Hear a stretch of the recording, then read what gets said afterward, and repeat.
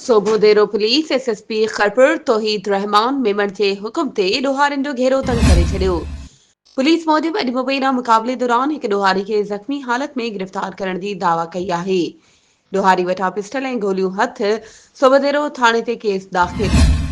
तफ़सीलन मूजिब सोभोदेरो police SSP Kharpur तौहीद रहमान मेमण जी हिदायतुनि ते कार्रवाई कंदे पीर हाफ़िज़ वेझो लिंक रोड तां गश्त दौरान हिकु जवाबदार रुस्तम वल्द हाजी कोड़ो ख़ान मुक़ैरी खे मुबैना मुक़ाबले दौरान ज़ख़्मी हालत में गिरफ़्तार करे वरितो आहे।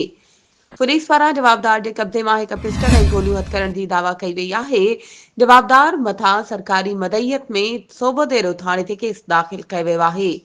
एसएचओ सोभोदेरो गुलाम शबीर खोड़ो राब्तो करण ते ॿुधायो त पुलिस पार्टी गश्त दौरान पीर हाफ़िज़ लिंक रोड तां जवाबदार फुर जे इरादे सां बीठल हुआ, जिन पुलिस खे ॾिसी फायरिंग करे भॼण जी कोशिश कई।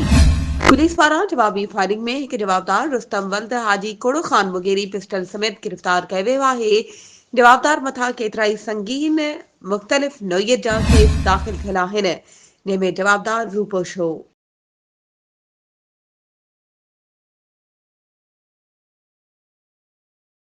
वधीक ख़बरुनि ऐं अपडेट्स जे लाइ असांजे चैनल खे सब्सक्राइब कयो ऐं हा, बेल आइकन खे प्रेस करणु न विसारिजो त जीअं असांजी हर नई अचण वारी वीडियो तव्हां ताईं पहुची